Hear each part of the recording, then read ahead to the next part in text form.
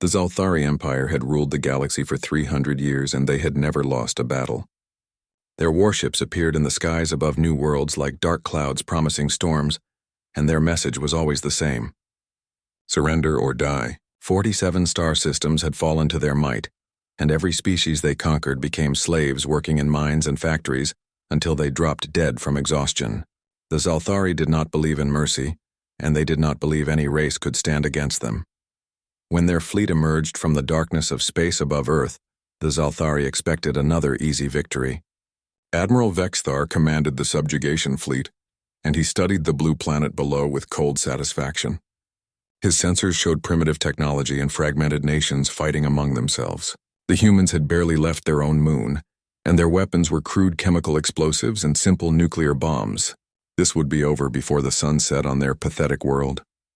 Commander Jake Morrison stood on the bridge of the Earth Defense Force carrier Defiant and watched 50 alien warships materialize on his screens.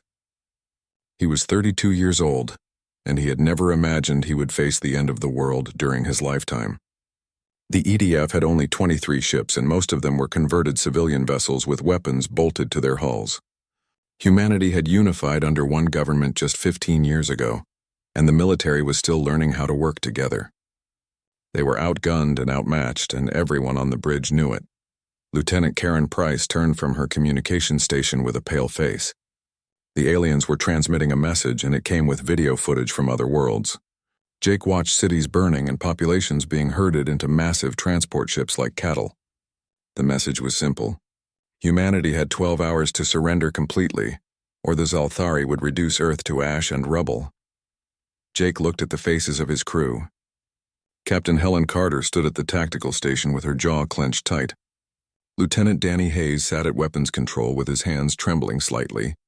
Ensign Lisa Grant monitored communications with tears running down her cheeks. They were all young and terrified, but none of them suggested surrender. Jake took a deep breath and made his decision. He told Karen to send a reply asking for 6 hours to consider the offer. The Zalthari agreed because they always enjoyed watching their victims squirm before the end. What Admiral Vexthar did not know was that humanity had been preparing for this moment for 30 years. Deep beneath the mountains of Colorado, Dr. Nathan Pierce worked in a facility that officially did not exist. Project Prometheus had been humanity's greatest secret and darkest creation. 5 different ethics committees had tried to shut it down, and 3 presidents had questioned whether humanity should even build such weapons. But Nathan had convinced them all with one simple argument.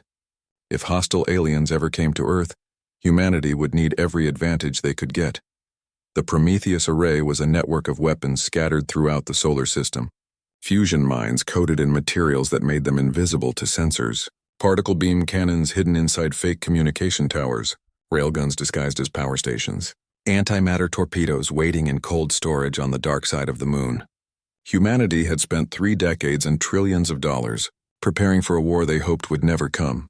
Nathan's fingers flew across holographic displays as he activated systems that had been dormant for years. Around the world, other scientists and military officers did the same. In 6 hours, they would either save humanity or die trying. There was no middle ground and no plan B. The Zalthari fleet settled into a standard blockade formation around Earth. Admiral Vexthar was pleased with how smoothly everything was proceeding. His ships formed a perfect sphere around the planet, giving them complete coverage and making escape impossible. It was textbook military doctrine, and it had never failed. He did not notice that the human ships were slowly repositioning themselves. He did not realize they were moving into attack positions. Jake Morrison had studied every war in human history before taking command of the Defiant. He had read about ancient battles and modern conflicts. He had learned about tactics and strategy, and the one lesson that appeared again and again: never fight fair.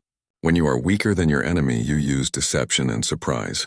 You hit them where they are not looking, and you make them pay for their arrogance. The deadline approached, and Jake opened a channel to the Zalthari flagship.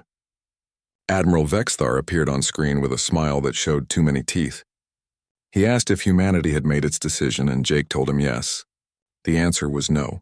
Humanity would not surrender and would not become slaves. Vexthar's smile vanished, and he began to threaten total destruction. Jake interrupted him with words that would echo across the galaxy.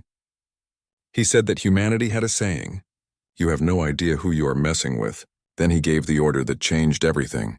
6,000 fusion mines activated simultaneously throughout the sphere of Zalthari ships. The alien sensors went crazy as they detected the threat, but it was already too late. Every human vessel fired at the same moment, not at enemy ships but at carefully calculated points in space. Missiles and torpedoes and energy beams converged on the Prometheus mines and triggered a chain reaction of nuclear fire that tore through the Zalthari formation. Like a shotgun blast on Earth's surface, Commander Lisa Rodriguez gave the order for all ground batteries to fire. Particle beams lanced upward through the atmosphere, targeting ships that had been knocked out of position. Railgun slugs followed, traveling at a fraction of light speed and punching through alien hulls like paper. The Zalthari had brought 50 warships to conquer Earth. In the first 30 seconds of battle, they lost 18 ships. Admiral Vexthar stared at his tactical display in disbelief. His shields were overloaded and his formation was shattered. The primitive humans had just destroyed a third of his fleet with weapons that should not exist at their technology level. Jake Morrison watched the carnage on his screens and allowed himself a small, cold smile. The Zalthari had made a mistake. They had assumed humanity would fight like the other species they had conquered. They had assumed humanity would be afraid. They did not understand that humans had spent their entire history learning how to kill each other in increasingly creative ways. They did not understand that humanity would rather die fighting than live as slaves. The battle for Earth had just begun.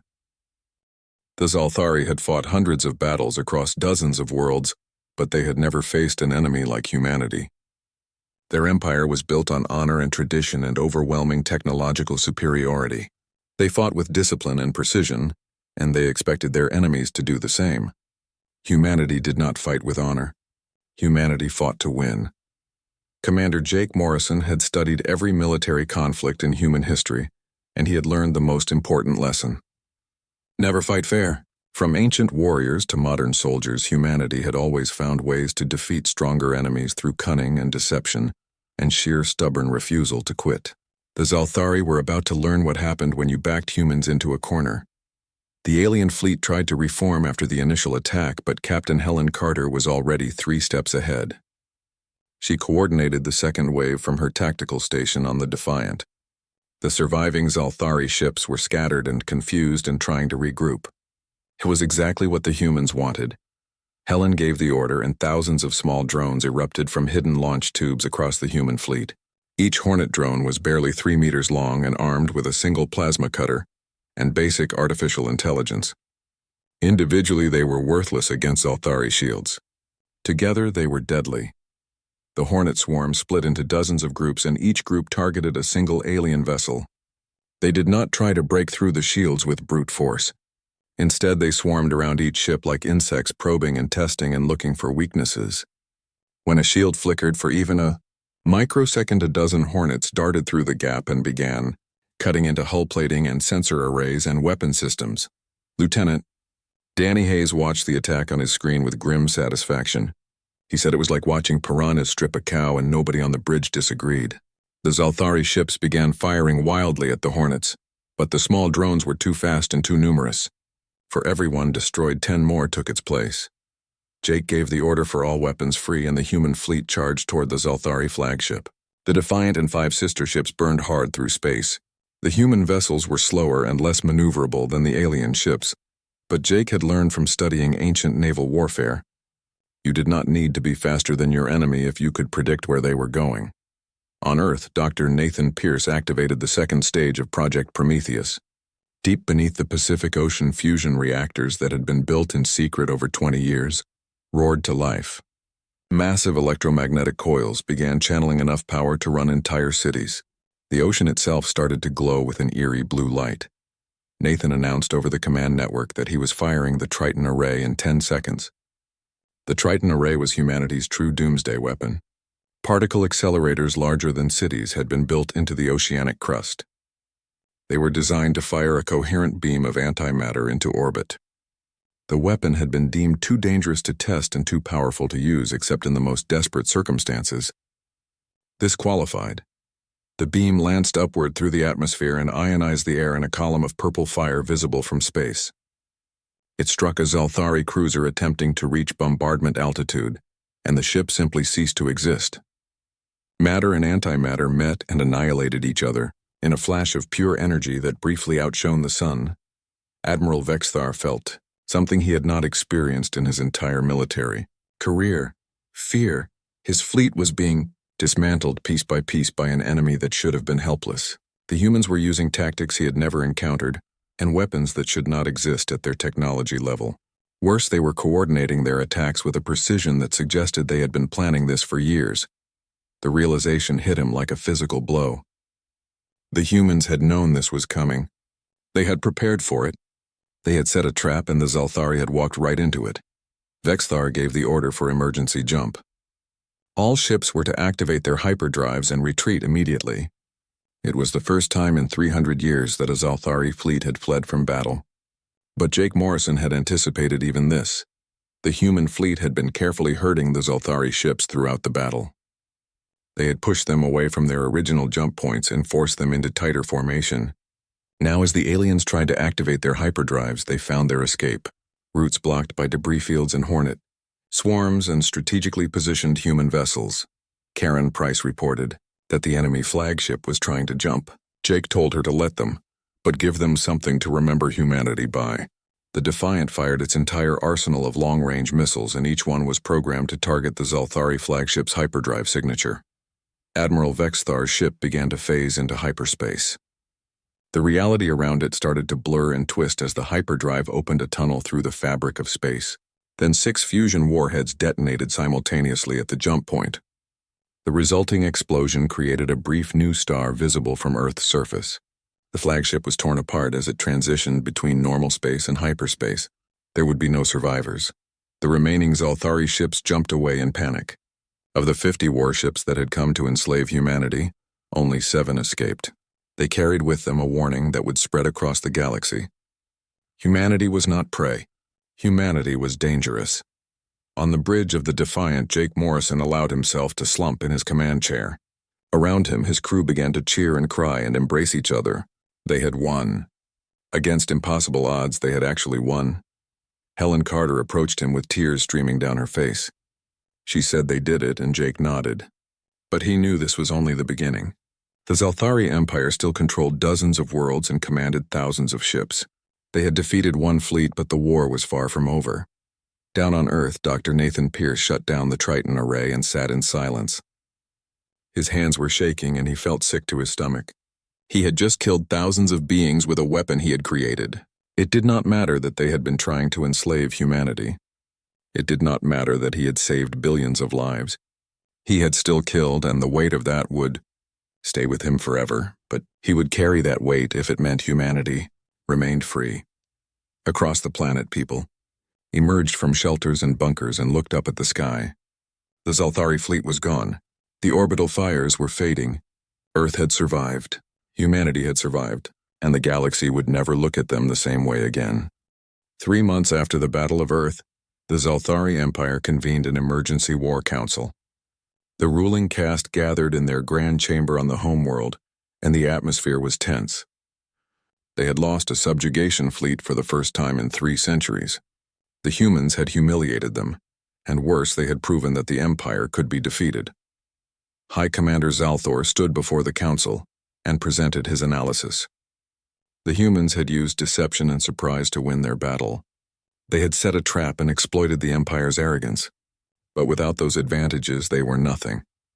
The Zalthari still commanded thousands of warships and controlled dozens of systems. One defeat did not mean the war was lost. The council agreed and authorized Zalthor to assemble an overwhelming force. They would return to Earth with such massive firepower that no amount of cunning could save the humans. This time there would be no traps and no surprises. There would only be total annihilation. But humanity was not waiting passively for the next attack. In the weeks following their victory, every orbital construction facility had been converted to war production. The Earth Defense Force had tripled in size and new weapons were being developed at a frantic pace. Scientists worked around the clock analyzing, captured Zalthari technology and engineers, built new ships incorporating everything they learned. Commander Jake Morrison had been promoted to Admiral of the First Fleet. He stood in the newly completed, orbital shipyard Freedom Station and watched crews assembling the next generation of human warships. These were not desperate conversions, like the ships that had fought at Earth. These were purpose-built, weapons of war designed from the ground up to kill Zalthari. Vessels. Captain Helen Carter was now his chief of staff, and she reported on the status of their flagship. The Vengeance was humanity's first true dreadnought, armed with plasma lance batteries and antimatter torpedoes and powered by miniaturized fusion cores. It represented everything humanity had learned from the first battle. In 2 weeks, it would be ready for combat trials. Jake studied the star charts spread across the tactical table. The Zalthari Empire controlled 47 systems, but their power was based on fear and overwhelming force. Their subject species were not allies. They were slaves held in check by orbital bombardment platforms and garrison fleets. It was a system built on terror and oppression. He gathered his senior staff for a strategy meeting and presented a plan that made several officers pale. Humanity was not going to wait for the Zalthari to return. They were going to take the war to the Empire. They would strike at garrison posts and free the enslaved species. They would show the galaxy that the Zalthari could bleed. Commander Danny Hayes was now head of tactical planning, and he pulled up detailed intelligence reports. Human scouts had identified 3 Zalthari garrison posts within striking distance. Each one was lightly defended because the Empire had grown overconfident after centuries of easy victories. They never expected their slaves to rebel, and they certainly did not expect humanity to come hunting. The plan was audacious and dangerous. 3 strike forces would jump simultaneously to 3 different systems. They would destroy the garrison fleets and offer freedom to the enslaved populations. Then they would jump out before Zalthari reinforcements could arrive. It would either spark a galaxy-wide revolution or bring the full weight of the Empire down on Earth. Lieutenant Karen Price voiced what everyone was thinking. This could start a war that humanity could not win. Jake agreed, but pointed out that they were already at war. The Zalthari would return eventually, and when they did, humanity needed allies. They needed the enslaved species to rise up and fight. They needed to prove that resistance was possible. 2 weeks later, Admiral Morrison stood on the bridge of the Vengeance as it prepared for its maiden voyage. Around him, 43 other human warships formed into 3 battle groups. Strike Force Alpha would hit a mining colony in the Kepler system. Strike Force Beta would attack a garrison post in the Sirius sector. Strike Force Charlie would liberate a labor camp in the Proxima region. Jake would command Strike Force Alpha personally. Helen Carter would lead Strike Force Beta. Danny Hayes would take Strike Force Charlie. Each force had enough firepower to overwhelm their targets, but if anything went wrong, they would be cut off deep in enemy territory. Karen announced that all ships reported ready for jump. Jake thought about the billions of people depending on him. Not just humans, but the enslaved species who had suffered under Zalthari rule for generations. This was their chance for freedom, and he would not waste it. He gave the order, and the fleet vanished in a flash of twisted space-time. The ships emerged in the Kepler system exactly on target. The mining colony hung in orbit around a gas giant, and 3 Zalthari warships provided security. The garrison commander probably spent most of his time bored and never imagined he would face a real threat. The human fleet opened fire immediately. Plasma lances tore through Zalthari shields, and antimatter torpedoes reduced one ship to expanding clouds of debris. The garrison commander managed to send a distress signal before his ship exploded, but it would take hours for reinforcements to arrive. By then, the humans would be long gone. Jake ordered the landing teams to deploy. Marines in powered armor descended to the mining colony and began evacuating the slave workers. The aliens there had never seen humans before. They had never seen anyone fight the Zalthari. Many of them wept as the Marines cut their chains and offered them transport to freedom. In the Sirius sector, Helen Carter's strike force encountered heavier resistance. 4 Zalthari ships defended a major garrison post, and they fought with desperate fury. The battle lasted 30 minutes and cost humanity 2 destroyers, but in the end the Zalthari were destroyed. Helen evacuated over 10,000 slaves before jumping out, just as enemy reinforcements arrived. Danny Hayes had the easiest time in the Proxima region. The labor camp there was guarded by only 2 ships, and both were old, obsolete models. His strike force destroyed them in minutes and liberated 15,000 enslaved beings. Many of them volunteered to join the human fleet, immediately wanting revenge against their former masters. The 3 strike forces reunited at a predetermined rally point and jump back to Earth. They had lost 4 ships and 300 crew members, but they had freed over 30,000 slaves and destroyed 9 Zalthari warships. More importantly, they had sent a message that echoed across the galaxy. The Zalthari could be defeated. Their empire could be challenged. Freedom was possible. High Commander Zalthor received word of the attack 6 hours after they occurred. He stared at the reports in disbelief. The humans had struck 3 systems simultaneously. They had freed tens of thousands of slaves. They had destroyed garrison posts that had stood unchallenged for decades. He immediately ordered the mobilization of the Grand Armada. Every available warship would be pulled from garrison duty. The Empire would assemble the largest fleet in its history. They would go to Earth and they would end this threat once and for all. But as he gave the orders, Zalthor felt a cold certainty settling in his chest. The humans had started this war with barely 24 ships. Now they fielded over 100. In another year, how many would they have? In 5 years. In 10, the humans were not just fighting back. They were escalating at a pace that seemed impossible. They were adapting and learning and growing stronger with each battle. Perhaps the Empire had made a terrible mistake. The peace negotiations took place on a neutral space station in orbit around a barren moon. Admiral Jake Morrison led the human delegation, and High Commander Zalthor represented what remained of the Zalthari Empire. The 2 commanders sat across from each other in a simple conference room, and for a long moment neither spoke. Jake broke the silence. He told Zalthor that humanity had one non-negotiable demand. All enslaved species under Zalthari control must be immediately freed. No exceptions and no delays.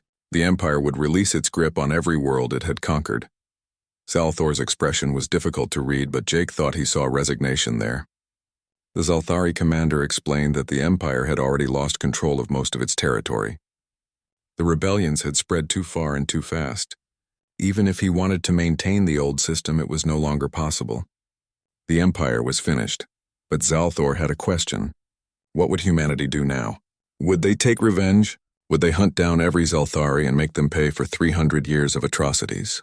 His people were defeated and vulnerable. Their fate rested in human hands. Jake considered the question carefully. He thought about all the death and suffering the Zalthari had caused. He thought about the freed slaves who wanted justice. He thought about his own crew members who had died fighting this war. Revenge would be easy and perhaps even justified. But he also thought about what kind of galaxy he wanted to leave for future generations. A galaxy built on cycles of revenge and hatred, or a galaxy where former enemies could find a better path forward. He told Zalthor that humanity did not want revenge. They wanted peace. They wanted a galaxy where all species were free and equal, where disputes were settled through dialogue instead of warfare, where the strong protected the weak instead of exploiting them. If the Zalthari were willing to embrace those ideals, then humanity would welcome them as partners instead of treating them as enemies. Zalthor was silent for a long time. Then he asked what would become of his people. The Zalthari had built their entire civilization around military conquest. Without the Empire, what were they? Jake suggested that they could become something better. Warriors could become protectors. Conquerors could become builders. The galaxy needed strong species willing to stand against injustice. The Zalthari could choose to be that force for good instead of evil. The negotiations continued for 3 weeks. Lawyers and diplomats from dozens of species joined the talks. Former slaves demanded representation, and humans insisted that every voice be heard. It was messy and complicated and sometimes heated, but slowly a framework emerged. The Zalthari Empire would be dissolved and replaced by a galactic council, where all species had equal representation. The council would maintain a peacekeeping force to prevent future wars. Enslaved populations would be freed and given resources to rebuild their civilizations. The Zalthari would pay reparations and accept limitations on their military for a period of monitoring. In exchange, humanity guaranteed the Zalthari homeworld would be protected and their species would have a voice in the new galactic order. There would be justice but not genocide, accountability but not eternal punishment. 6 months after the Battle of Earth, the Galactic Assembly Hall opened on Earth. Representatives from 47 formerly enslaved species took their seats alongside humans and Zalthari.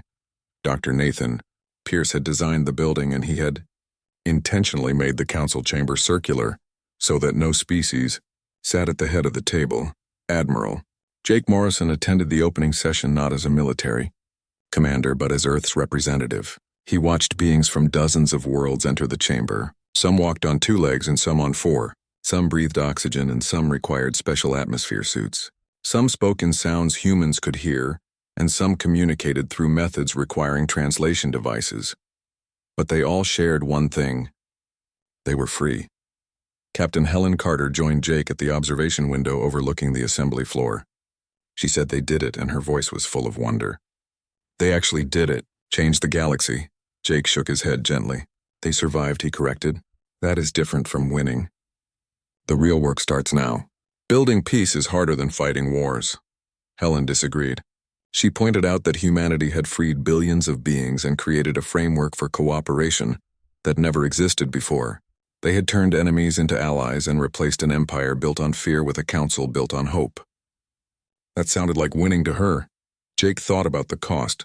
300,000 human casualties. Entire fleets destroyed. Cities evacuated and economies devastated. The constant fear that had hung over humanity for 18 months. The sacrifices made by people who would never see this day. But he also thought about the children being born into a free galaxy.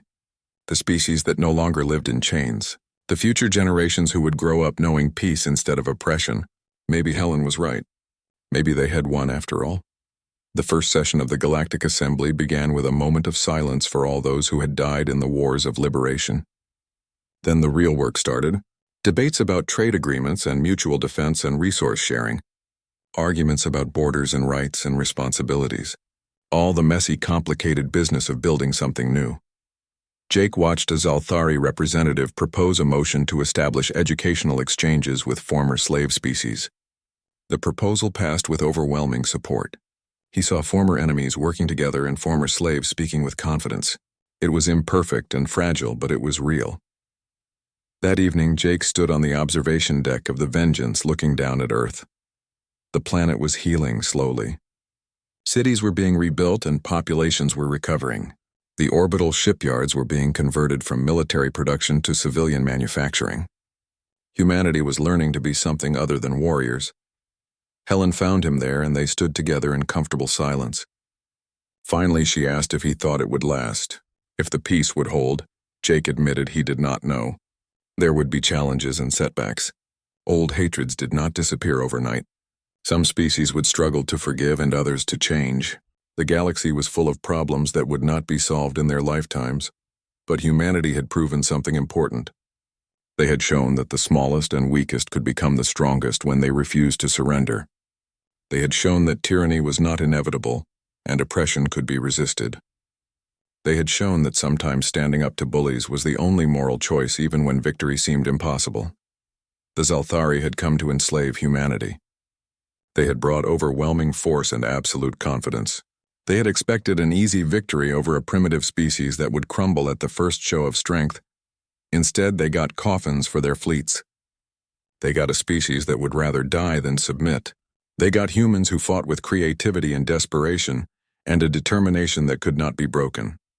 And from those Coffins and that determination, a new galaxy had been born. A galaxy where strength was measured not by the ability to conquer, but by the willingness to protect. Where power came from cooperation instead of domination. Where freedom was the right of all beings instead of the privilege of the strong. Jake thought about his grandfather's words. Freedom is not given, it is taken. And once you have it, you fight like hell to keep it. Humanity had fought. They had paid a terrible price. But they had won something precious, the right to determine their own destiny. As he looked down at Earth, Jake allowed himself a small smile. The future was uncertain and the challenges were enormous. But humanity would face them as they always had. Together and unbowed and absolutely refusing to quit, the Zalthari had learned their lesson. And the galaxy would never forget it. 6 months after the liberation raids, the Zalthari Armada emerged from hyperspace above Earth. It was the largest fleet ever assembled by the Empire, 3,000 warships carrying enough firepower to crack a planet's crust. High Commander Zalthor had emptied garrison posts across a dozen systems to gather this overwhelming force. This would be the final battle. Admiral Jake Morrison stood on the bridge of the Vengeance and watched the enemy fleet materialize on his screens. His stomach clenched as the computer calculated the numbers. The human fleet had grown to 300 ships, with another 500 automated defense platforms scattered throughout the solar system. It was not enough. The mathematics were simple and brutal. The Zalthari outnumbered them 10 to 1. Captain Helen Carter stood beside him at the tactical station. She did not need to say anything. They both knew what was coming. Every scenario they had run ended the same way. Humanity would lose this battle. The only question was how many Zalthari ships they could take with them. Jake took a deep breath and gave the order that would define humanity's legacy. Implement Plan Ragnarok. The word spread through the fleet and down to Earth. Crews checked their weapons one final time. Civilians in bunkers said goodbye to loved ones. Dr. Nathan Pierce activated the doomsday protocols he had hoped never to use. Plan Ragnarok was humanity's contingency for an unwinnable battle. It was based on the ancient Norse myth where the world ended not with surrender, but with everyone taking their enemies down with them. If humanity was going to die, they would make sure the Zalthari paid a price that would echo through history. Every human ship began broadcasting the same message to the Zalthari fleet. It was translated into every known language and transmitted on every frequency. The message was simple and terrifying. You came to make us slaves. We would rather die free, but we will not die alone. High Commander Zalthor read the message and felt ice spread through his veins. His sensors were detecting something that seemed impossible. The humans had seeded their entire solar system with weapons, fusion mines and antimatter bombs and kinetic kill vehicles, thousands upon thousands of them. If they detonated simultaneously, the entire system would become a radioactive graveyard for centuries. One of his subordinates insisted they were bluffing. No species would destroy their own homeworld. It was insanity, but Zalthor had studied the battle reports carefully. He had read about human history and their wars. He knew something his officers did not. Humans had spent their entire existence burning their own cities rather than let enemies take them. They had a word for it: scorched earth. They would destroy everything they had built rather than live as slaves. They were not bluffing. By all the ancestors, they were actually serious. On Earth, Nathan Pierce sat in the control center deep beneath the mountains. His finger hovered over the activation switch for the doomsday array. Around him, technicians waited in absolute silence. One press of that button and everything humanity had built would be destroyed. But they would not be slaves. Never slaves. Jake opened a direct channel to the Zalthari flagship. High Commander Zalthor appeared on screen, and for the first time Jake saw something other than arrogance in an alien's eyes. He saw fear. Good. Jake spoke clearly and calmly. Commander Zalthor, you have two choices. Jump your fleet out of this system immediately or we all die together. You have 5 minutes to decide. Then he cut the transmission. The Zalthari commander stared at the blank screen. He had come here expecting to destroy a primitive species that had gotten lucky in one battle. Instead, he faced an enemy that was genuinely insane enough to commit species suicide rather than surrender. What kind of beings were these humans? For 4 minutes and 30 seconds, silence reigned across the solar system. 3,000 Zalthari warships sat motionless with weapons charged and ready. 300 human vessels waited alongside 6 billion people on the planet below. Everyone knew that the next few seconds would determine the fate of both species. Zalthor reviewed his options. He could attack and win the battle. The Zalthari fleet would destroy the human ships eventually, but the humans would activate their doomsday weapons. 3,000 ships would be caught in the blast. The Empire would lose its entire armada. Even if they won the battle, they would lose the war because every other enslaved species would see what happened and know that rebellion was possible, or he could retreat. The Empire would survive. His ships would survive. But the Zalthari would be humiliated. They would have to admit that humans had defeated them twice. Other species would grow bold. The Empire would weaken. He thought about his own people. The civilians on the homeworld. The future generations who would inherit whatever choice he made. And he realized that Admiral Morrison had given him an impossible decision. Win the battle and destroy the Empire, or lose the battle and maybe save it. With 30 seconds remaining, Zalthor gave the order that would change galactic history. All ships emergency jump, full retreat. His officers stared at him in shock, but they obeyed. The mighty Zalthari armada began activating hyperdrives. Jake watched the alien ship start to vanish and allowed himself to breathe again. Around him, the bridge crew began to cheer and cry. They had done it. They had actually done it. Humanity had faced total destruction and survived through sheer willpower and determination, but Jake knew the real battle was just beginning. The Zalthari would not forget this humiliation. They would regroup and adapt, and next time they might not be willing to back down. Humanity had one breathing room, but the war was far from over.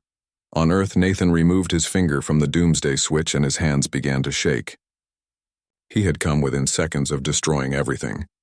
The weight of that responsibility hit him, and he had to sit down before he fell. Around him, technicians began shutting down the weapon systems, and several of them were openly weeping. In the days that followed, something remarkable began to happen. The Zalthari subject species had been watching the confrontation. They had seen humanity face impossible odds twice and win both times. They had seen slaves refuse to submit, and they began to wonder if they too could be free. On a mining world in the Outer Rim, a group of slaves overpowered their guards and seized control of the garrison post. On a factory planet, workers went on strike and refused to continue production. On an agricultural colony, farmers destroyed the equipment used to ship food to the Empire, small acts of rebellion that spread like wildfire. The Zalthari Empire began to fracture. Without their garrison fleets to maintain control, the subject species rose up. Systems declared independence. Slave populations fought their masters. The 300-year reign of terror started to crumble from within. High Commander Zalthor watched his empire fall apart and knew he had no choice. 6 months after the retreat from Earth, he sent a message to humanity. The Zalthari Empire formally requested peace negotiations. It was the first time in their history that they had sued for peace with anyone. Jake Morrison received the message with mixed feelings. They had won. Humanity had survived. But the cost had been enormous and the future remained uncertain. Still, he agreed to meet with Zalthor to discuss terms. It was time to see if enemies could become something else.